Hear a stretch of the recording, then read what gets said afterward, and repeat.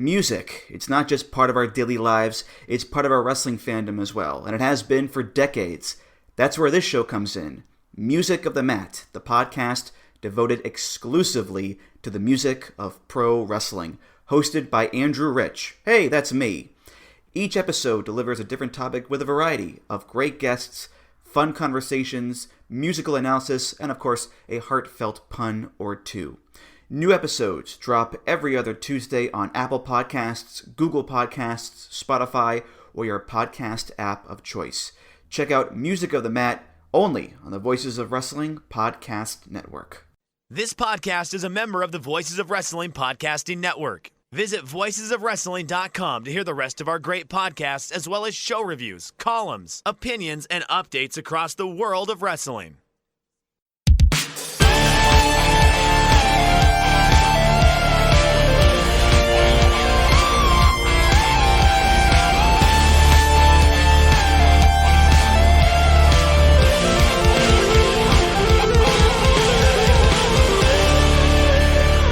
Welcome back to another episode of The Good, the Bad, and the Hungee here on the Voice of Wrestling Podcasting Network. I'm your host, Tyler Fornes. With me, as always, is Fred. And unfortunately, Fred is dealing with the aftertaste of Paxlovid. How are you, my friend? I'm very bitter, but like in a different way than usual. But things are going well. I've somehow dodged COVID for 4 years, and I really can't like look that gift horse in the mouth. But it could be worse. So, first 24 hours not so great. Afterwards, it's fine. So, but yeah, no one really gives a shit about that. The important thing is we have RJ City with us, a very honored guest. Yeah, thanks for warming up the show for me, Fred. Yeah, I'm just a professional. Everyone loves my shit. I'm great at everything I do, and I definitely am not like Trevor Dame I had on as our sub host last week. Yes. Thanks for coming back from the store, Tyler. I appreciate the milk. Is that the excuse you used for me going? Yeah, we used that at some point, and then I had to get the pest control people to get Trevor out of the floorboards. It was really awkward when he really tried to stay. But the joke with him is like he's got low self-esteem, and that would be me if I actually posted on Twitter, but I prefer just to retweet things that I think are funny or harrowing, one or the other. You're an ally. You're a Twitter ally, I think is the term. Is that the thing? Okay, yeah. Cool. I'll go for that. Yeah. Sure. Yeah. Yes. I'll boost the numbers. And then Trevor heard I was coming on and said, I got to go. Yeah, basically. Fair enough. Who else? Has anyone else from AEW been on this program? No, you're the first one. Unless you count believe Dave Meltzer. There's Meltzer's the very apparently funny fake payroll thing. Yes, thank you for reminding me. A few weeks ago. It's frustrating because he only uses Zelle. The fact that Dave uses Zelle, I think, is really impressive. That's way above what we would think. I would be shocked if he used that. I think he Dave uses only word used Western perfect. Union. Yes, he does use word perfect. Like that's what the newsletter is written in each week, if I'm not mistaken. Which is, I love it. It's perfect. Let me just throw something out there that sure. I learned today and it blew my mind, and I can't stop thinking about it. Jacques Rougeau was on the Quebec version of The Masked Singer. I found this out today, and he was dressed as I know, I'm sorry that there's no video here, but I did take a picture of it. I'm going to show it to you guys, and you can describe what you're seeing. Can you fellas? Oh boy, that is the most cursed thing I've ever seen in my entire life. This is like if looks like an Okada cosplay mixed with Larry the Lobster from SpongeBob. Yeah. This is what I would see if I was sent to a Mardi Gras themed hell after I died. I just came from Mardi Gras, so that tracks. How was the Senior Bowl? Did you enjoy getting to watch all the old people play football? Oh, it was. That's great. how I understand it works. Yeah. RJ, I cover the Minnesota Vikings for USA Today as well, and every year I travel down to Mobile to the Senior Bowl to watch all the draft prospects, and it was a lot of fun. It was also hilarious because it was 60 degrees outside, and I'm from Minnesota. We don't have a lot of sun in February. My face is still a little bit red from how sunburned I got a week and a half ago. You just weren't conditioned for it. No. Yeah. Everybody who had any sort of light complexion, it was just absolutely cooked. 60 degrees. Not even hot. Let me ask you a question, since you have fingers and pots.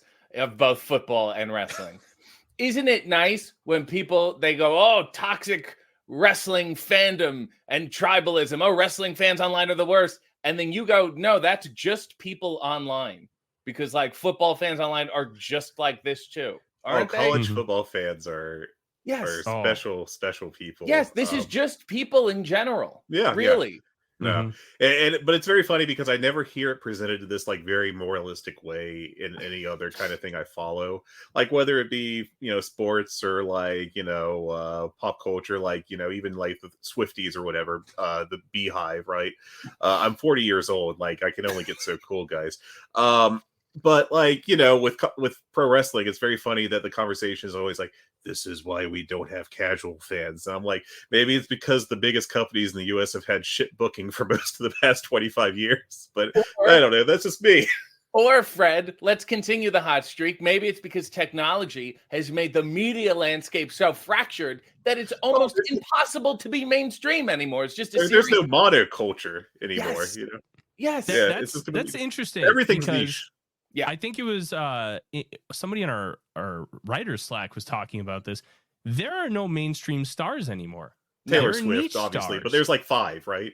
It's like LeBron James, Taylor Swift, and Beyonce. Like 3 other people who are like actual stars. Like pass the mom test. If you go up to your mom and be like, "Hey, do you know who this person is?" and they say yes, they're a mainstream star. Right? They're not going to know who like Logan and Jake Paul are. Right. Like, and it's one of those things where it's like, and Tyler, thank God for that. Let's get the mainstream fans by booking the celebrity who's very popular, but also most people haven't heard of. I was actually going, this reminds me of something I thought of while watching the Super Bowl last night. I made it through 3/4 of it on CBS before. I was like, you know what? I'm watching the SpongeBob one. I seriously watched the last 10 minutes and like the entire overtime of one of the closest Super Bowls ever with SpongeBob and Patrick screaming. It was like a fever dream, and with COVID too, it was perfect. Just the dumbest culture. Love it. But the thing I was getting to is that, it seems like, and I have no data to back this up with, but it seems like, back in my day, in the 90s and stuff, when like they really started to push like the Super Bowl commercial as a big deal culturally, like it was just like, like money put into normal commercials, like people you never really had heard of at that point doing shticks, like the What's Up commercial and all this stuff, or early CGI with the the Budweiser frogs and etc. I just learned a lot about beer when I was 15, I guess. But now it's like you can't spit without hitting a celebrity in these commercials, and it's just like incessant, and it's really kind of interesting to watch that progression. And probably not good. I don't know. I don't think it really matters in one way, but in the other, it's like, I don't know. Maybe Chris Pratt can take a year off. Listen, I'll tell you this. I love the fact that rich people can make that much more money. It just warms my heart. I say good for them. I'll tell you something. We peaked during the series of the Lipton Brisk claymation commercials. After that, I watched the Babe Ruth one recently for no reason, and it was a delight. I mean, on my YouTube, I sat through a supercut of all of them because I needed to get it out of my system. We have the Dr. Pepper fan bill, though, so there's that. Speaking of fever dreams, so I mean, the dream is alive in some ways, but sure. Yeah, it's just a very interesting. I don't know why I brought us to this topic, but I do think it's very interesting in some way. I still remember, what was it? John Stamos, his Uncle Jesse, doing the, I think it was like Oikos Greek yogurt, where I think he and Danny Tanner ended up snuggling in bed at the end. Yeah, like that one always gets me. There was that whole period where John Stamos was like the token older hot guy. Like 10 years ago. That was kind of weird. I had a blood feud with the Full House cast anyway, because when I was like 7, I actually 10, a little older, I got bored of watching a rerun of Full House. I went out on our house's front porch and sat on a tricycle and accidentally rolled it off the front porch and broke my arm. So I swore a blood oath to get revenge on Bob Saget, but I never did get that chance. Wow. See, I thought it was just because you were a step-by-step fan. No, definitely not. What a weird show that was. That was crazy. They were just like, let's do the Brady Bunch, but boring. Yeah, that was just like there was that period in the 90s where sitcoms were just like, there was like the normal sitcoms, and then there was the Christian adjacent ones. I kind of put Step by Step into that, but like not actual Christian television. And then like One Tree Hill was kind of on the other end of that, or Seventh Heaven, was it, or whatever it was? Yeah. Or Seventh Heaven was the Christian adjacent one that also wasn't very Christian, because you have Reverend Camden, obviously, preaches every Sunday, but then his kids are just little deviants doing all sorts of crazy stuff. Well, that's just a documentary shot in real time. That's the problem with a sitcom, though. A Christian sitcom is that you have to have bad things happen. Yeah. Like Little House on the Prairie. It's a place so quaint. Oh, great. One of the greatest heels of all time. I can't remember her name now, but the little girl on it, the heel child. RJ, Mary? you got it, right? Oh, God. Well, because it was Mary, Laura, and Caroline, and then I think the youngest one was the baby. Well, it was Grace. the neighbor girl, right? The neighbor girl.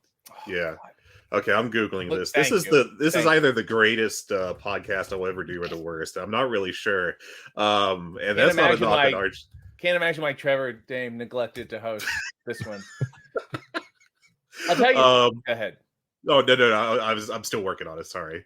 Michael Landon, in the series finale, he found out that the studio was gonna still use the whole set. They built a little town basically, and they were gonna use it for cheap because it was already built and rented out for movies or whatever. Deal.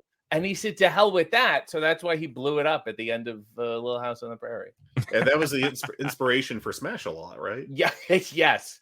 Phenomenal. Do you guys have questions about my dark children's television past? I never got to watch Splat-A-Lot. Okay. I was planning on this weekend to find something, and then I got a respiratory illness, and I just slept a lot. So yes, but I did watch an episode and a half of Smash-A-Lot. Yes. And are you now pro urban exploration for getting you a paycheck? Well, a little bit. So Splat-A-Lot was basically like a wipeout for kids, and we were defending the castle. Yes. We were all these different characters. I was Gildar, who was a Nellie Olsen. Thank you. Oh, Nellie, she sucked. Thank you. Great. She got hate mail as a 9-year-old from adults. Yeah. What a world. I'm sorry. Go ahead. It's okay. No, I was excited. I'm sorry. Thank you for the closure. So I would be a handsome Viking, and I would taunt kids and shoot things at them, all while wrestling on the indies on the weekend. That's what I was doing. Yes. And it was on Nickelodeon. It was on BBC. It was in Australia. It did, I guess, well for a show where you taunt 9-year-olds. And then years later, I think the Canadian government made them take down the castle because they just left it up. So that's what Smash-A-Lot was. It was a web series about demolishing the castle. Yeah, and I learned about Splat-A-Lot because of the Bright Sun Films video. I had never heard of it because I kind of aged out in Nickelodeon. Yes. And I was like, this looks like the craziest place in the world. This is cool. I'm glad I learned about it. And then, when I was reading about, Splat-A-Lot / Smash-A-Lot, I found out that they had to take down the video. Yeah. And I'm still kind of mildly annoyed by that because I was like, that was a good video. I want to watch that weird place again. But you did turn, the creators did kind of turn chicken shit into chicken salad there, and made a pretty entertaining. And I hosted it. You did. Yes. Did they let you keep the bodysuit? No. So I had a gold chest plate and a whole thing. Fake muscles. Yes. On top of your actual muscles. Yes. Because it was like BBC produced, co-produced, they were really tight about it. And it was always in this bin. 10 years. So we hosted Smash-A-Lot 10 years after Splat-A-Lot. And it was still in the bin in the exact same way that I put it there. They were very tight. You had to write letters to get it out. It was it was a whole thing. Fantastic. Yeah. So I got to ask you, with your experience with the show, did you ever have any aspirations to potentially be a Temple Garden Legends of the Hidden Temples reboot? Oh. Because that sounds like a fun little crossover. That reboot kind of broke my heart a little. It really stunk. Yeah, it was too Survivor-y. It was not what I wanted. It had no Kirk Fogg. I mean, if you don't have Kirk Fogg modeling the latest from EMS, what do you have?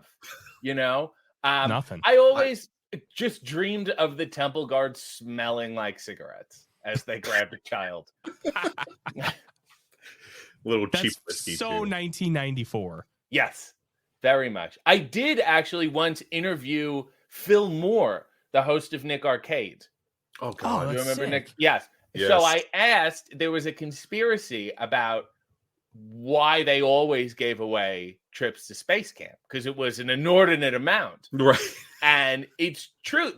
Whoever did it, whoever ordered them messed up. And seriously, Got too many trips. Yeah, added a zero by accident. Ooh. So they had It's and such it was a good story. we could not give away enough. We couldn't send enough kids to camp. We already bought these. Everyone has to go talk to NASA. We're sorry. That is fantastic. Yeah.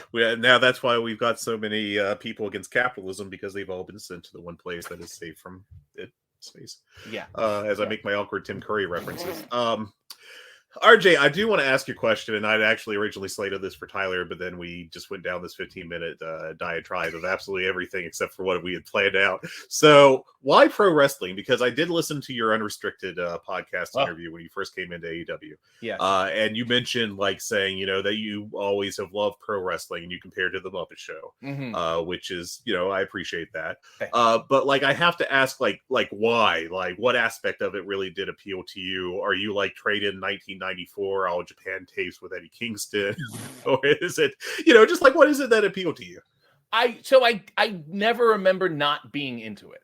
The things that appealed to me, looking back, I go, oh wow, Bobby Heenan really appealed to me, and now I understand why. Yes. And now I understand why, I loved Rick Rude as a kid before you could understand, why do I even enjoy this person? Of course, Earthquake was big because as a kid, you get to sit on people. That's hilarious, right? Right. Piper was very big. But I was always into wrestling and the Muppet Show. Even when I was a kid, there's a hockey card when I played hockey, and they're future ambitions. And it said entertaining / wrestling, which is an oddly specific thing for a child to say. Who says, what child says entertaining? I'm Mickey Rooney. It was a very weird, but I hope to make it to the Catskills one day. Yes. But wrestling is, so I guess because of the Muppet Show parallel, I always did look at wrestling as a show about a show. Because there's a lot of backstage where nothing goes right ever. Yeah. We have these matches. They might happen. They might not. So I always looked at it like that. I did get a lot deeper into wrestling, probably more than I give myself credit for. A big AWA guy, Tyler, if you're remotely interested in me loving Nick Bockwinkel. Hey, listen, I'm from Minnesota. My mom actually went to school with Kurt Hennig. Ugh. And then that whole family, I think it was Robbinsdale Armstrong, which is probably about 15 minutes from where most of the shows were filmed. See, this is, I don't know why. AWA felt smart to me. This is an analogy. Nick Bockwinkel felt like the Dick Cavett to Ric Flair's Johnny Carson. Do you announce every analogy like that just for the record? Yes. Just I was preparing everybody because it's very deep. I know. I'm just being an asshole. I'm sorry. But yeah, it was always a show to me, and I mean that in a good way. And I also think having done theater and sketch and stand up and improv, it is very similar to doing improv sometimes. But there is a rawness to a wrestling show that, as a performer, you cannot get anywhere else. Who was your first favorite heel since you brought up Rick Rude? Was it him or Heenan? Or I got to go with Heenan because it was just so funny to me that I remember, I think Mr. Perfect lost to the Texas Tornado. I'm just thinking of videos I rented from Blockbuster 8 months after the pay-per-view came out. But I remember thinking it was so funny that Bobby Heenan was dressed so nicely and then so upset. That really struck me as wow. And I could never get that out of my head. And then it's great to enjoy wrestling when you're a kid. That's when you should be enjoying it. It's fantastic to be able to go to a show with someone else, not with your child, but with someone else's child, and just watch them, wholeheartedly yell at heels. That's the best stuff. Yeah. And so, I would definitely say Bobby Heenan and Piper, Rick Rude. And you're just oh my God, this is just, Warlord had a Phantom of the Opera mask. Hard to not identify with him. That's a giant theater kid if I ever saw one. Owen Hart was mine, actually. I think really when he was just after the Bret Hart feud, when he was kind of in the mid card and just being like a prick, but like for no real specific reason, just kind of flailing for a little bit. I think that's what I got. Tyler, I've never actually asked you this question. Oh, my first favorite heel. Yeah. See, it was such a weird time. Like, I have a complicated history with wrestling. My mom hates it. So I didn't start watching it until about 2003. Okay. So like, all right. I'm So 34. you didn't even. Okay. No, I'm 34. I never watched the Attitude Era, which honestly is probably for the betterment of my wrestling. I don't think you can now. even go back now. No. I've gone back to like certain shows and moments to understand the gravity of things. I've watched a lot of Nitros, but no, I don't really go back. But my first favorite guy, and like, he wasn't really a heel, but I really loved like 2003 Chris Benoit before he won the Rumble. Like, he was kind of in that weird range where he was fighting with Heyman. Paul Heyman was probably my first favorite heel, actually. Yeah, that's a good pick. Because of he was so good on SmackDown at that point in time, and I had no reverence or even knowledge of what ECW was when I started watching. Because the first match I ever saw was John Cena, Eddie Guerrero parking lot brawl.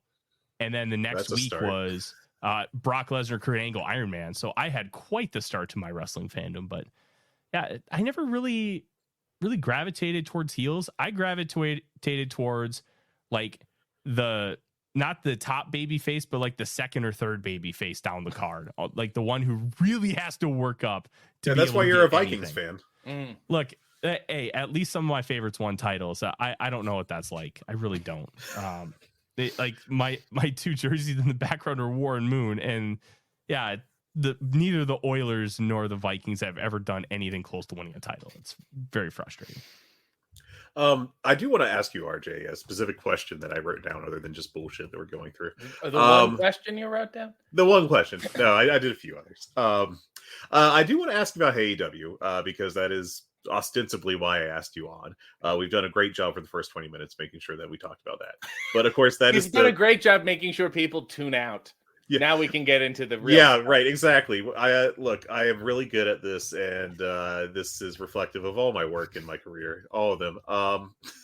I do want to ask you like a series of questions about it because I think it's a really fascinating show. Like, obviously it's entertaining and I think it's great. And I enjoy watching it every week, but I just think about like the background of it. And I find that really interesting. And, you know, on Unrestricted, the one bit of research I did before my lungs attacked me, basically you would talk about how you just kind of just did no prep work with the guest. Is that still the case? Do you still like largely just surprise them?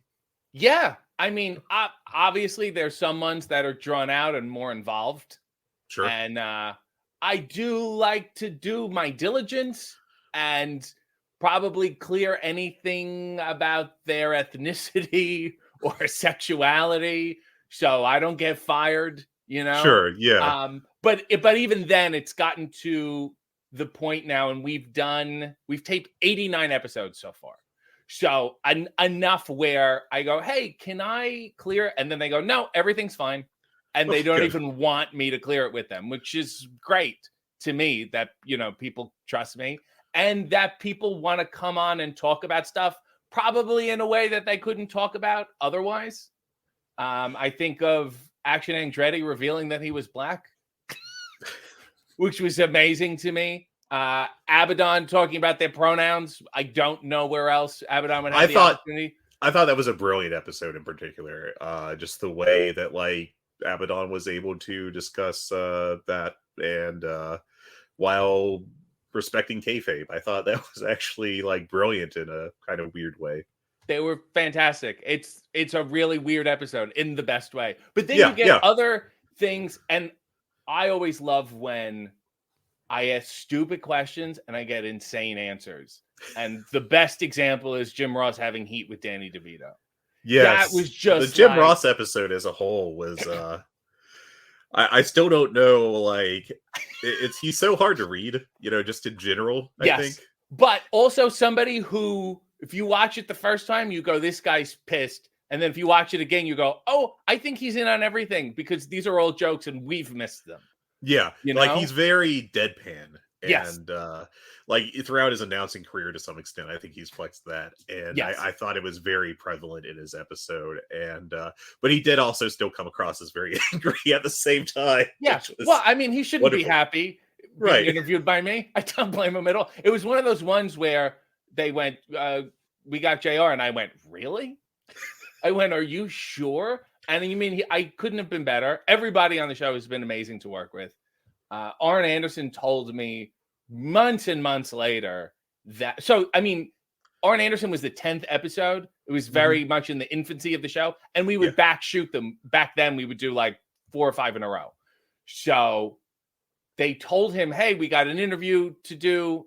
And they barely, he will always say yes, because he does what's right for the business and happy to blah, blah, blah. So he did not do any follow-up questions. He thought it was an actual interview. Yeah. No one told him anything. I said, hello, I'm respectful. That's a rib. Yeah, I'm respectful. I'm nervous because it's like Arn and it's like, I like you and I don't want you to whatever. And then we just start. And he was not ready for any of it. But then it was like this weird first date where we like hit it off. And you're like, well, this is amazing. And then, of course, I never saw him again for like months until I did another interview where I asked him if he was packing heat and he told me to ask my mother. So it was nice that we never lost that chemistry. You have to bring him back on. Have you thought about like repeat guests? I know you kind of abutted against that with the recent Top Flight episode. Yes. I also, the other two-time guest was Matt Hardy. He was on solo once and then with Jeff. Yeah. I guess it was probably for the best. Otherwise, I would have just tormented Jeff the entire time. The show's been going on for 2 years now, and it's gotten to the point where I go, oh, I had Ricky Starks and Will Hobbs on together, and that seems like 40 years ago. Right. And they've both done so much now, and they've both opened up so much that I was like, I really should have them on solo. I have another one written for Tony Khan. He was my second guest. I have no idea why he hired me. I have no idea why he agreed to do the show. Oh, you said he saw your WWE stuff. But I go, why would you hire that person? It would be my, you know what I mean? Fair enough. But yeah, I have another one written for him. I have another one written for Adam Cole. Like so many people who have done so much since the last time I talked to them. Tony Storm is a different human being. So yeah, I mean, I will get to them, but also, luckily, this is a company that continually hires a lot of people. Yeah, I was trying to figure out a polite way to make that joke, but thank you for beating me to it. Every time I think I'm like, what? I think we're getting to the end of, and then it'll be like 4 new people are all elite. I'm like, well, this makes my job really easy. Mm-hmm. I think your most unique episode, in my opinion, is arguably the Taz one, where he just like says, "No, we're not doing an interview." It just goes off for 10 minutes, and it's like the most Taz thing I could imagine. Is there another one that sticks out along those lines where like it kind of just completely broke? I guess excluding like the like the Halloween episode last year, where it became like a little mini movie kind of deal. I think there's ones that like, especially with guys who do not wrestle anymore, I would say like Taz and Arn and William Regal, it felt like as close to a match as we're ever going to get at this. Do you know what I mean? Like Taz obviously made me work for it. Right. I would assume the same way he would do in a match, in a good, healthy way, but he made me work for it. And I feel like Regal did the same way where and he said to me months later, no one will believe that we did not rehearse this, which is, I mean, a gift, right? And that's the whole, it felt very like calling it in the ring. See you out there, that kind of sort of, and they have that spark and that muscle just in another way, So I always think about those ones. The hardest one, Minoru Suzuki is one of my favorite wrestlers ever. He's just like, in terms of doing, like, checking all the boxes, he's it. Because he'll do the shoot stuff, but also he won't be a dick about it. And he'll also do this comedy stuff, which is amazing. And he does everything. Yeah, he'll blow up a, what was it, robot? In the river. I'm sorry. Right. And I just remember finishing it and just being covered in sweat. Because I was so horribly nervous. The interview, not the robot match, right? No.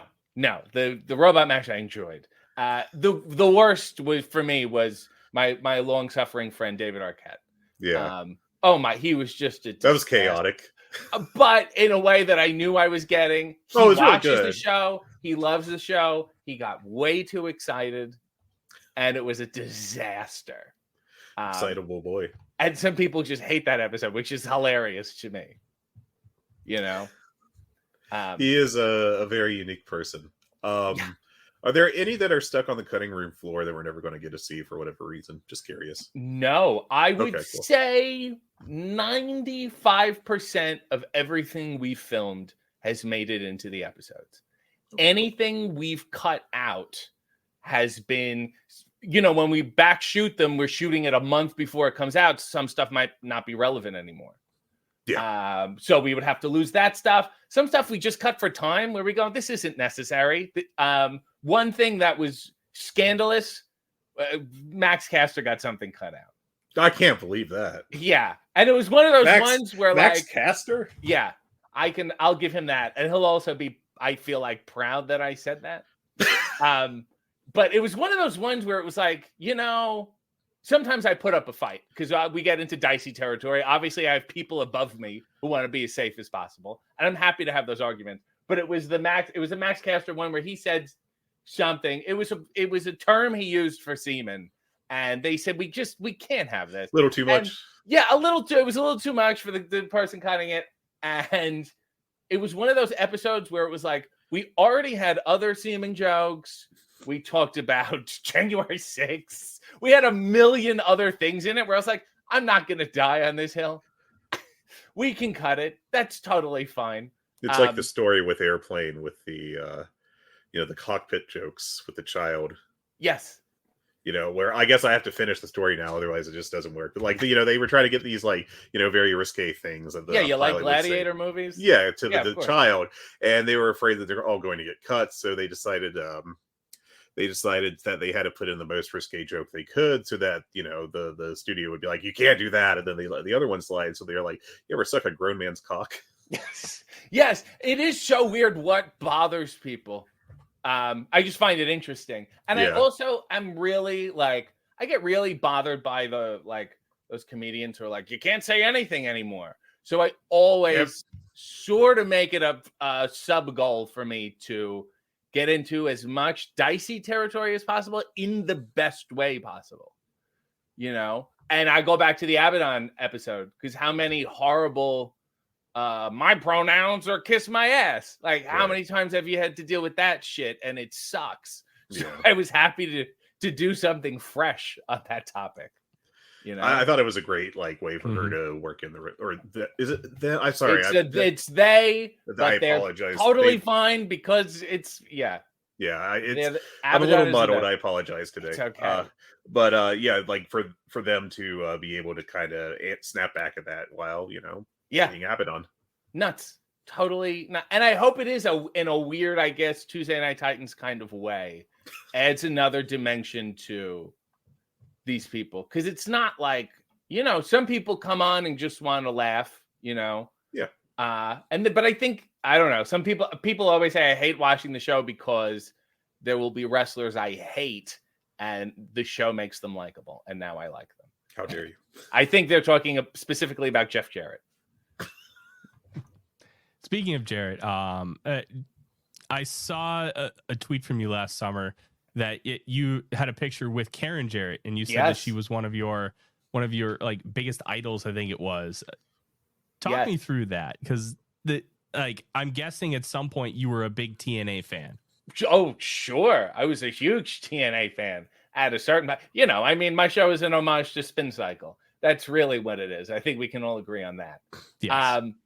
Karen's fantastic, the best, and I now watch her almost weekly on Being the Dark Order, Curse People Out, and I go, you are just fantastic. You're just a wonderful, both of them, just sure, we'll be the horrible people you need us to be. Are they that in real life? I don't know. I don't hang out with them, but I go, that's just, a role model of a bad person, and I mean that in the best way possible. No, absolutely. She's brilliant at it. Yeah. She's very, very talented. Sanjay Dutt. Oh my God. you mentioned TNA. Yeah. You mentioned on Unrestricted your appearance about how he was supportive of you when you were still on the indies and everything. Yeah. And if I'm not mistaken, he is what I will identify as the guy off camera who laughs very loudly at random periods. The guy off camera who won't shut the fuck up during the show. Trying to do it adds. Don't never have him shut up. It adds to the show. It is 100%. He is the best third character you could ask for. Why not just make him Ed McMahon and put him on a chair and just have him laugh and add nothing else? Because he gets a real big pencil about it. Mm. That's why. You got to keep that guy in check. Yeah. You put him in one backyard wrestling video game and all of a sudden he thinks he's hot shit. No, Sanjay, I was on the indies and I got a DM from him. I did not know. I mean, I knew who he was, obviously, but I didn't. He has a deep cut. I saw him at UWA Hardcore in Toronto. That's how long ago, And then I just got a DM from him saying, what's his name now? Joaquin Wilde, Zima Ion. Oh, yeah. I'm not even sure now. Yes, well, whatever. Zima. Joaquin Wilde is. Yeah. Yes, and then said, he showed me your promos. I love it. Like, keep up the good work. And he was like low key trying to get me jobs in different places for 10 years, Impact and WWE. And for whatever reason, things wouldn't work out. Did Impact stuff for a little bit, and then I was working in TV, so I was flopping back and forth. And then when Tony brought me in, it was like, yeah, and here's Sanjay Dutt. And I'm like, oh my God, we finally. Felt like it was so worth the wait. Good. For it to be this. Sanjay is not the only person who is there. Sometimes it's a camera crew who've been fantastic.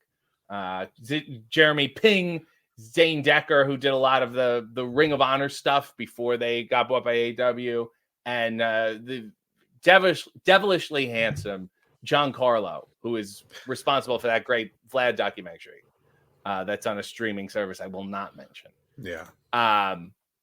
They are also back there, and they never know what I'm going to say, and it's so nice to earn a laugh from them, despite their best efforts.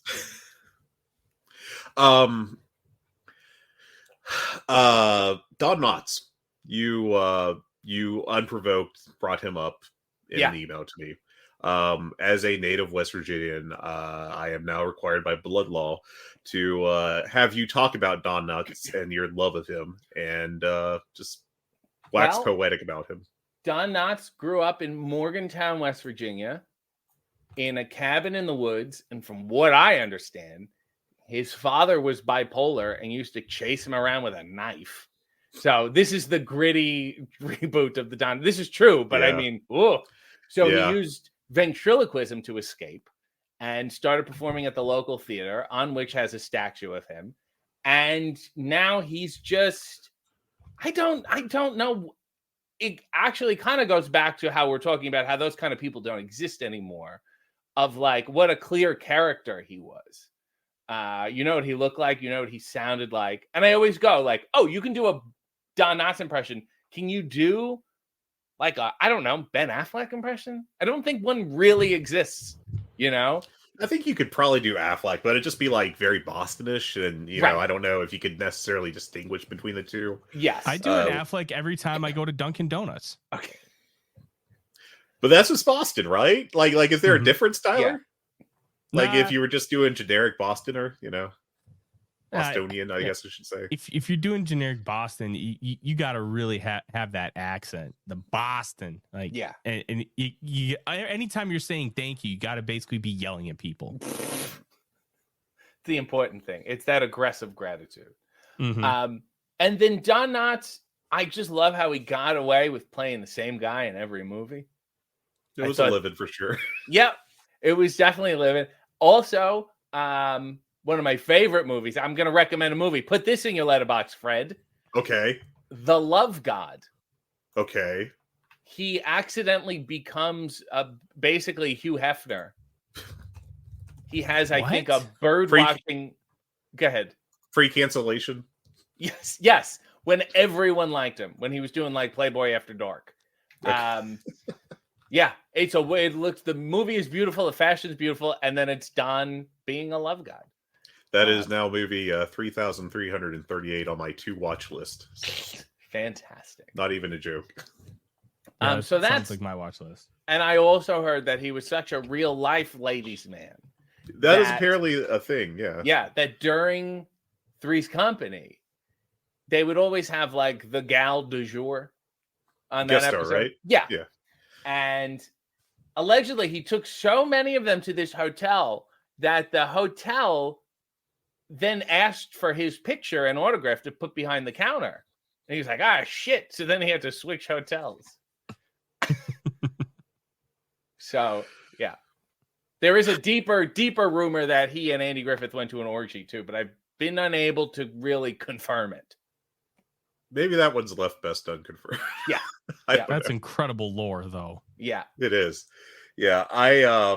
I actually did not get to watch much Don Knotts growing up because I didn't really get to watch sitcoms very often. So like what you are to sitcoms, I kind of am to older movies. Right. I just like if I got the TV for my sisters, like I had to find a way to establish control for a longer period than half an hour. Yes. Otherwise, like the show's over, I got to change the channel. I get a movie on, I can't. It's not even halfway done. We got to keep watching. Right. That's a solid strategy. May I suggest this? If you Yes. if you haven't seen this already, and it's a great movie that everyone should watch. Andy Griffith in A Face in the Crowd. Tremendous. It's a masterpiece. I don't know how it's not a bigger deal. No. My wife found it. She just was like, "Hey, I'm going to put on this Andy Griffith movie," and I had a preconception because I never even watched Mayberry or Andy Griffith very often, Right? Which is a shame. I've watched a few. Just I'm busy. What can I say? I've seen every episode of Andy Griffith, so. I grew up watching TV Land. All that was on in my house, but ESPN, TV Land, Game Show Network. I've probably seen every episode of Match Game 74. Oh yes. Okay, I did watch a lot of Match Game. What I watched a lot of was the 60s Batman and Green Acres, which I think explains why my sense of humor is so messed up because but those did you watch really... Petticoat Junction? I did. It wasn't as good. It wasn't my thing. But like the weird meta humor, especially as Green Acres went on, like it got really kind of trippy. And they by the 5th season they were just like, Arnold Ziffel's cooking LSD in the back. Like that. I would not be surprised if that was an actual B plot to an episode. Yes. There's an episode of Mayberry. So the Andy Griffith Show used to come on before Raw for some reason. So I'd always catch it and then go, this will be great right before. I used to think this will be a quaint thing to watch. And I remember an episode where Barney's trying to stretch himself there's like a police requirement where you have to be a certain height now. Yeah. And he's got this neck pulley thing and all the kids, the neighborhood kids think he's hanging himself and decide to just watch. And it's the most insane, like people don't think like they always go, God. the 60s, the TV was it was so nice. And I'm like, no, you guys aren't watching these episodes. No. This is insane.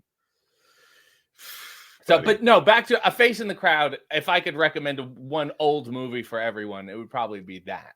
It's a masterpiece. It is a really incisive look at like American politics that I think holds up even better in 2024. That's probably an awful way to advertise it. It's also very funny. So it's a good movie beyond that. Yeah. Not like I'm recommending, I don't know, Godard over here or something that like, maybe have to put a little work into Gene Dealman. I will also let me do my own segue because both of you have been so much help. I just want to say how tremendous it was to work with Ben Mankiewicz and the people at TCM. I meant to bring that up. I forgot to put that on my list, but yes, that was awesome to see. Talk about that, please. That was like the highlight of my life. I'm such, to the surprise of no one, I am a big TCM guy. So Toni Storm doing her thing was fantastic. I assume you have like a voice in the room for that.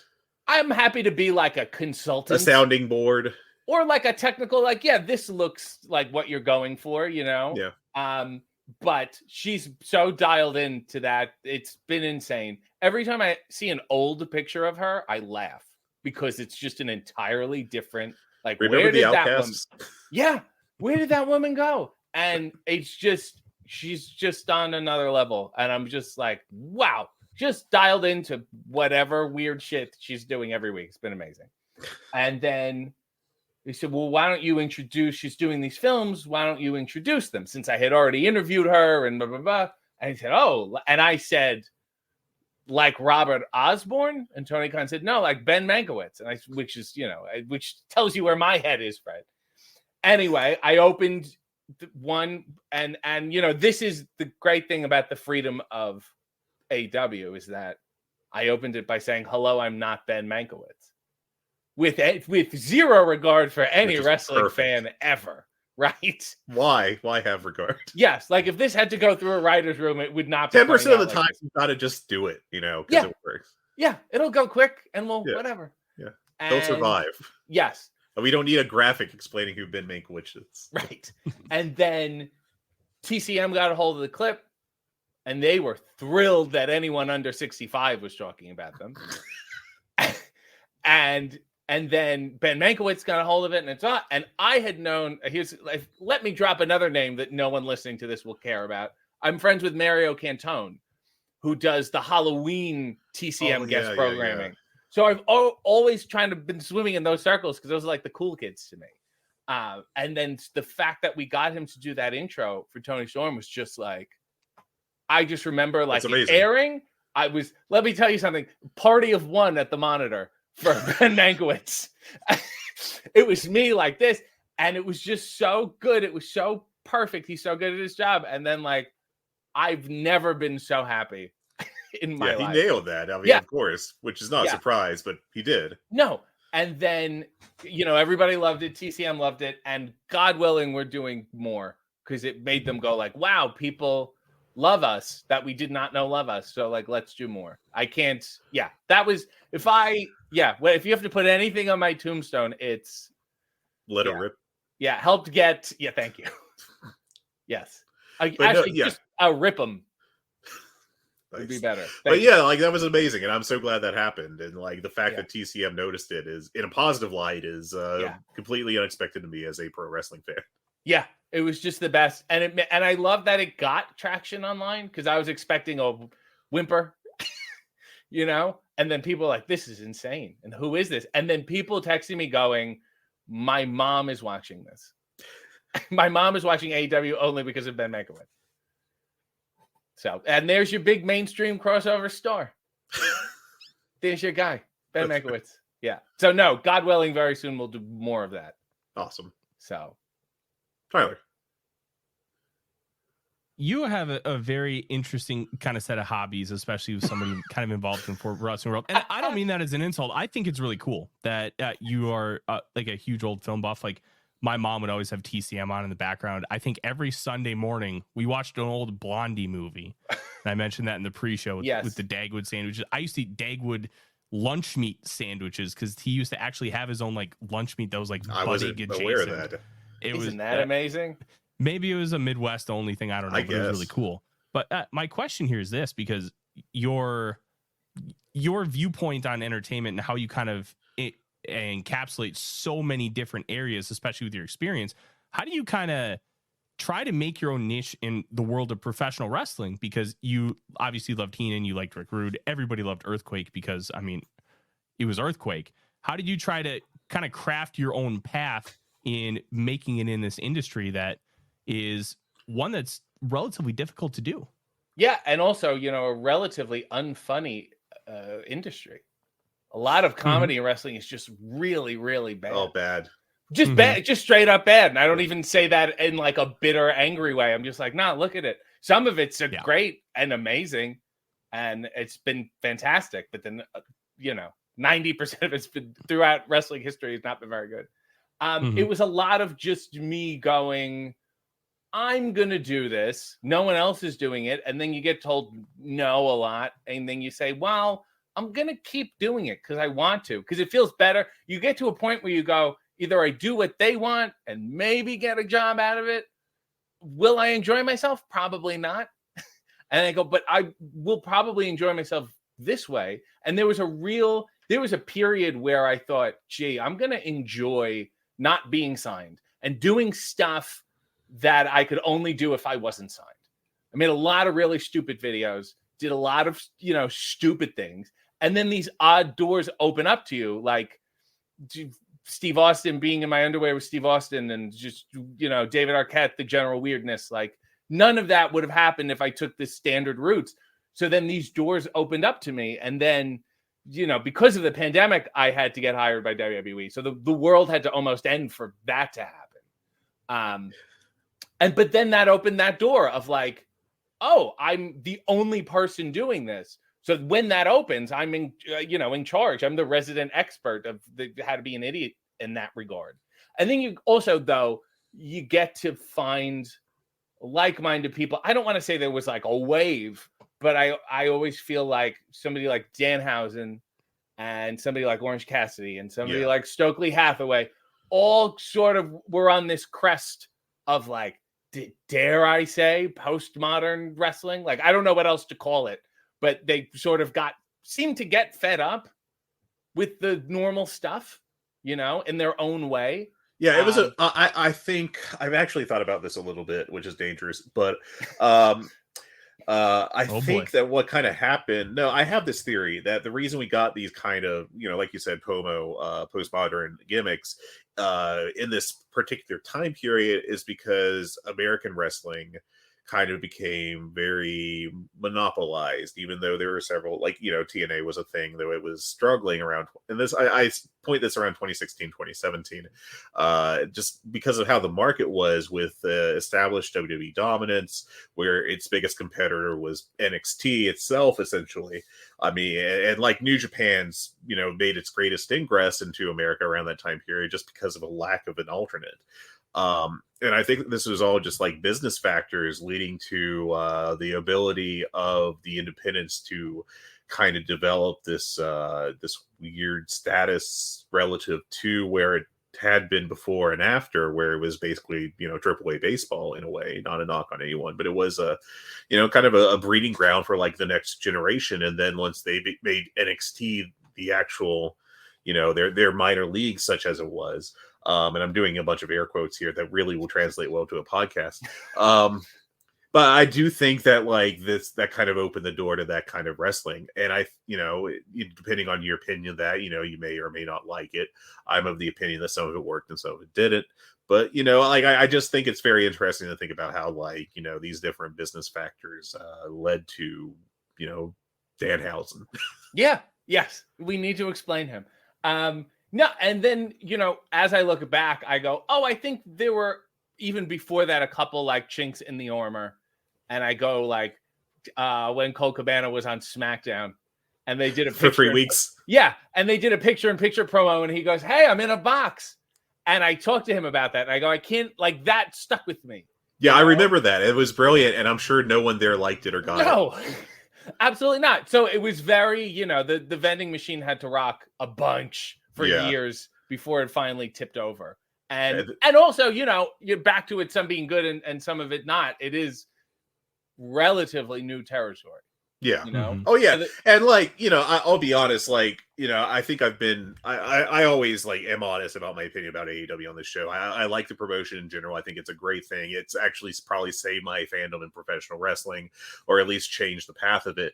At various points, I've been down on the Timeless Tony gimmick because I think it's, too much shtick, not enough, meat. But I feel like the past 3 or so weeks when she's actually got into the Deonna Purrazzo feud, I think has been wonderful. I think it's been exactly what it needed to be. And I think that her performances have been great. And, I just think that like, it's very tough when you break from the mainstream path of wrestling, like the main, as I try to go 3D, I guess. I don't know what I'm doing. I'm so sorry. But like, it's easy to be like, I'm a big guy and I want to beat up this other big guy and you better spend money to watch it. Like that's not inventive. There's nothing wrong with it. I love it. It's great, obviously, when it's done well. But like to try to do something different, it doesn't always work, but like with the right person, you can make it work a lot more than it doesn't. And honestly, I think the character that kind of did a little bit of this, at least in my opinion, was Mick Foley in 98, 99, with the kind of deranged corporate mankind, like, please accept me thing, stuff that really didn't fit into, I think, anything else that a major American promotion on cable TV had done before, but like was tremendously over. And I think it was entirely because of Mick Foley as a performer. And I mean, I think that's why Orange Cassidy works, is because of Orange Cassidy, of who he is as a performer. And Danhausen, and you know, and Tony Storm. I do think, it's taken a little bit longer than maybe I would have liked, just because, it's a new thing. And I'm not like going to bury anyone here. I'm not a complete asshole, just kind of one. And, but like, I think that we finally have like Tony Storm figured out, and I think it's been working well the past few weeks. I do hope that some people that were initially turned off by her are giving her a chance now that I think she's got her sea legs. It's almost a testament that we forgot what a good wrestler she is. Yeah. It's a testament to how strong all the insane shit she's doing resonates with people and blows up, because it did overshadow almost immediately. She was always a great wrestler. Like, we always knew that.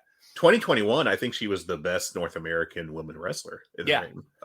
And then there's been so much, silent films and TCM and all that stuff that, you get carried away with it. And it's probably, in a variety sense, a great thing to have on a show. Yeah. I think it adds a certain layer to it. And when it's working, and I think it's working terrifically now. Yeah. But then, Deanna, who's been very getting to watch her stuff has at this level reminded me of like Bret Hart, where there's like this calmness, there's like a believability, and there's like I don't know how to explain it, a consistency. And it doesn't sound like a compliment, but it is. And then this whole thing that's going on with the tattoos, and they used to be friends, and the whatever seems to be pulling out the wrestler out of Tony. And it is that thing where it's this insane this whole thing. She's built the whole world. She has an entourage and whatever. And I guess you never know where the tolerance level is or where it's going to go, because I haven't seen anything like that before. Yeah. Ben Mankiewicz certainly hasn't gotten off the couch for any other wrestler. I'll tell you that. That's correct. That is very true. Not even the WrestleMania Goes Hollywood promos 15 years ago or whatever it was. You would think.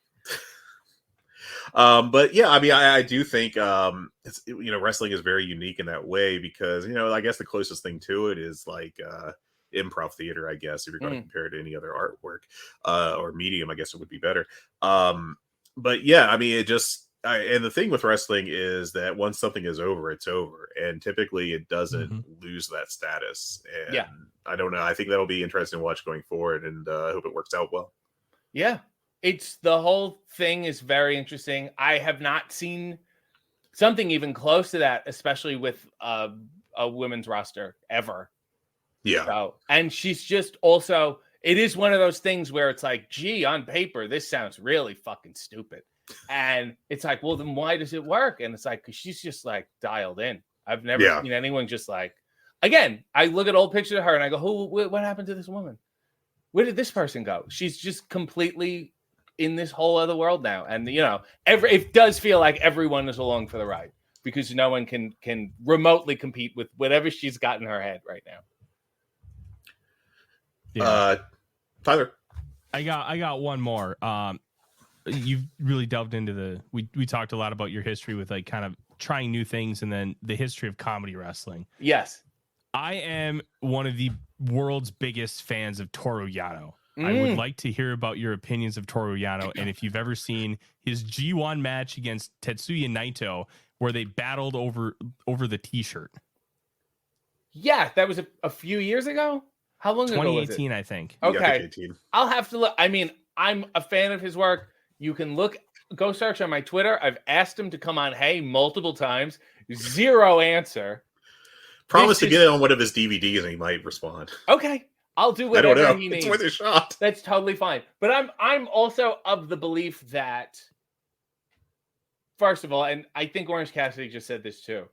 I'm just not blaming you, but like the term comedy wrestling is very difficult to grasp, because it really is. I always think all wrestling is pretty fucking funny. Number one, I mean, the ropes are bouncy. The Undertaker, it's cartoon logic. That part. I mean, the Undertaker is a lot. The stuff is funny, and even like Three Stooges physical timing, stuff that isn't funny still has comedic timing built into it. a real physical rhythm and a whatever. So I always see the parallels, even when it's not explicitly funny. And then I also think, comedy wrestling often meant not funny to me. It always meant like let's do the test of strength and let's start dancing, which was like exhausting. So I always try to be like, can comedy just be can we be funny for the sake of being funny? And anytime you qualify like wrestling with something, it always meant not very good. Like wrestlers who rap were never the best. And then they, eventually were. You're telling me you didn't own the John Cena album? Hey, my reference was going to be PN News. So what was the sad one? There was a really sad song they did. I know what you're talking about. Just Another Day in the Life. Is that the song? Think so? I'm not sure. I can't recall. I'm sorry. This is a tragic day. But yeah. Tyler, what the hell was the question? Where were you going with this? Comedy wrestling. Your thoughts on Toru Yano? Oh my God. Yes. Thank you. I love Yano. Fantastic. And in addition to being fantastic, used wonderfully. Obviously in his own matches, but also on the card. Mm-hmm. You need that. And I always say, like, if Cirque du Soleil, if you go to the circus and it's all acrobats, it would be horrible. The same way if it was all clowns, it would be a horrifying experience. So you really need that for the sake of the show. To be like completely entertained, you need that character. And I always didn't he beat Jon Moxley by count out or something? Oh yeah, he was the first guy to beat Jon Moxley in New Japan. I mean, incredible, but like incredible for everyone involved. I was going to write an article for the Voices of Wrestling annual New Japan book about how Toru Yano was actually the strongest wrestler in New Japan. He just wasn't focused enough and was merciful enough to let other people win. Yes. But then they canceled Kenny the book. Omega still probably owes because they Toru found out. Yano a title shot from 2018's G1. I'm just saying, Ishii got one, Ibushi got one. I want my Yano title shot. And I will say the fantastic thing about wrestling, and I think Yano's probably the ultimate example of it, is that the setup has to be strong for the punchline to work. And the setup is strong because there are a lot of guys who are so legitimate. The same way that, me sitting in a room with Taz or William Regal or Minoru Suzuki, their setup is, they're, legit. And I'm not, I'm going to ask one more question, then we'll let you go. Growing up, what, Tyler? I think I froze out because all of a sudden I just see RJ's face, just like, because I think my internet just kind of. No, you're good. That was my listening face. Growing up, I absolutely adored Pee Wee Herman. Yes. And I know that you were close with him, so I just wanted to ask you to talk about Paul Rubens for a couple minutes because I would kick myself if I didn't do that. Oh my God! So I met Paul 15 years ago at his Broadway show, and he had just done Monday Night Raw. If you remember that, I think he did some stuff with Paul White and Santino or whatever. And so we started talking, and we kept in touch, and then we just hit it off. And then years later, I ended up being friends with David Arquette, who's friends with Paul Rubens, and the problem only got worse from there. He was just really, truly the best person, just the sweetest, kindest. He was so beyond funny. I don't know how to explain it. It was like he had already beaten the game, But I'm sure he could probably say, "Yeah, I did fucking Pee Wee Herman. I'm good. Like I did it." He was fascinated by wrestling because he grew up next to the Ringling Brothers Training Center. And that's why he did Big Top Pee Wee. That was his homage to the circus. And then he always, I think for a while, he was going to go down to, and it might have been FCW before it was NXT, and like help those guys. I think Freddie Prinze Jr. was there and was maybe going to, whatever. So he knew like Ryan Nemeth knew him a little bit and Xavier Woods. And he was just the sweetest person in the world. And he was so, last time I saw him, was when we did Family Feud together. And then me, him, David, and Dalton Castle all went out for burgers as one. That's a hell of a group. It is a hell of a group. Incredible. Yeah. And he was great. I mean, he was nuts in his own way, but he was very helpful in saying to me, I had my tryout 10 years ago, whatever the hell it was. It was the first tryout under Triple H. It was in FCW before it was NXT. And after, it would look like I was going to get it, and then I didn't. And then, he spent an hour on the phone with me saying to me, hey, I thought I was going to get SNL too. And it did not happen. And they told me, start looking for an apartment. And then they ended up, I think, picking Gilbert Gottfried over him. It was the sixth season, the disastrous sixth season. And he didn't understand it. And then it was that philosophy of, I'm going to just take all this and make something out of it. Take all this frustration and whatever. And then from that, he just leaned into Pee-wee, and made it its own thing. And then it's like, thank God he didn't get Saturday Night Live. You look back on it, and he was always very, very a strong believer in, if everyone goes left, you go right, just to see what's there. Just do your own thing. If everyone's going to this party, do not go to this fucking party. He was always weird and neurotic like that, but in a real beautiful way. I mean, he was nuts. I just love him. And it's so sad, but also just an insane body of work. I'll tell you, here's shit everyone should look up, because this is not talked about enough. He hosted a game show for 6 episodes called You Don't Know Jack. You Don't Know Jack. They're all on YouTube. He wrote it with John Paragon, who played Jambi on Pee-wee's Playhouse, and they're insane. You can see why it only lasted 6 episodes and was replaced by Wayne Brady. You can see the executives going, the fuck is this? Yeah. But just brilliant, and had such a belief in let's do the other thing, Yeah. I after he passed, Nicole and I went to a local theater that showed the Big Adventure. Yes. And it's just a masterpiece of a movie. And I don't even think I recognized how great it was when I first watched it when I was a kid. It's wonderful. Beautiful. And every scene is oh my God. And then this one followed by this one, followed by this one. And he actually drove me to the Francis Buxton house. Nice. It was in the suburbs of LA. And let me make this all full circle. There's, I believe, 2 wrestlers that appear in the movie. One, go ahead. Oh, Fuji. Is it not Fuji, but Toru Tanaka? Tor Kamada, maybe? Okay. One of them. If now we're all being racist and weird. And the second one is Andy, Simone's boyfriend, was a wrestler named Silo Sam in the AWA.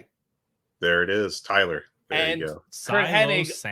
Kurt Hennig allegedly took a padlock during a battle royal and locked Silo Sam's suspenders to the top rope. Oh my God. Yeah. Well, you didn't think where I was going to tie it up, but I tied it all up. This little bow here.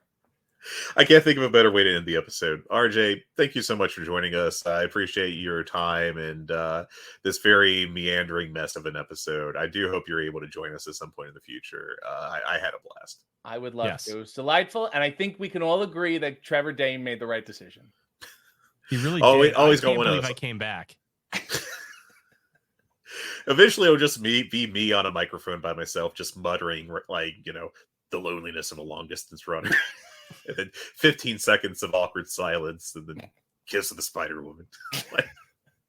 The worst podcast anyone could ever consider. RJ, thank you so much. I really do. Thank you. It. A pleasure, everyone. Never forget, everybody, that Nellie Olsen sucks. Have a wonderful day. We'll see you next week. Music. It's not just part of our daily lives, it's part of our wrestling fandom as well, and it has been for decades. That's where this show comes in. Music of the Mat, the podcast devoted exclusively to the music of pro wrestling, hosted by Andrew Rich. Hey, that's me. Each episode delivers a different topic with a variety of great guests, fun conversations, musical analysis, and of course, a heartfelt pun or two. New episodes drop every other Tuesday on Apple Podcasts, Google Podcasts, Spotify, or your podcast app of choice. Check out Music of the Mat only on the Voices of Wrestling Podcast Network.